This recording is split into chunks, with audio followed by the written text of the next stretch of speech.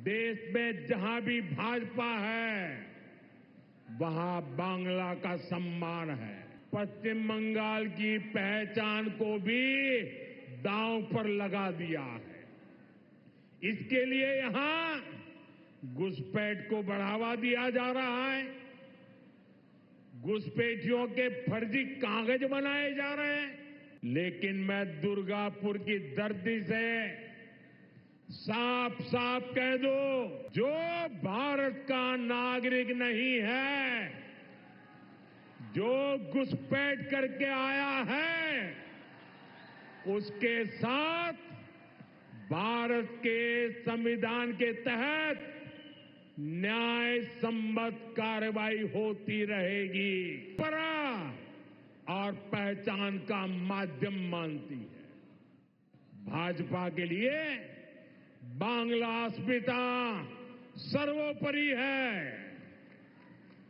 देश में जहां भी भाजपा है वहां बांग्ला का सम्मान है।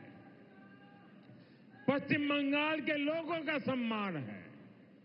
लेकिन यहां पश्चिम बंगाल में क्या हो रहा है? यहां टीएमसी ने अपने स्वार्थ में पश्चिम बंगाल की पहचान को भी दांव पर लगा दिया है। इसके लिए यहां घुसपैठ को बढ़ावा दिया जा रहा है। घुसपैठियों के फर्जी कागज बनाए जा रहे हैं। इसका एक पूरा इकोसिस्टम यहां डेवलप किया गया है। ये पश्चिम बंगाल की देश की सुरक्षा के लिए खतरा है। ये बांग्ला संस्कृति के लिए खतरा है। लेकिन तुष्टीकरण के लिए टीएमसी हर हद पार कर रही है। आज जब देश के सामने टीएमसी की साजिश उजागर हो गई है, तो उसने घुसपैठियों के पक्ष में नई मुहिम शुरू कर दी है। ये देश के संविधान को संवैधानिक संस्थाओं को भी चुनौती दे रहे हैं। टीएमसी अब उनके समर्थन में खुलकर उतर आई है। लेकिन मैं दुर्गापुर की धरती से साफ साफ कह दूं, जो भारत का नागरिक नहीं है, फिर से सुन लीजिए, जो भारत का नागरिक नहीं है, जो घुसपैठ करके आया है, उसके साथ भारत के संविधान के तहत न्याय सम्मत कार्रवाई होती रहेगी। बंगाल की अस्मिता के खिलाफ होने वाली किसी भी साजिश को बीजेपी कामयाब नहीं होने देगी। ये आपको मोदी की गारंटी है। साथियों, पश्चिम बंगाल को बीजेपी की डबल इंजन की सरकार की जरूरत है।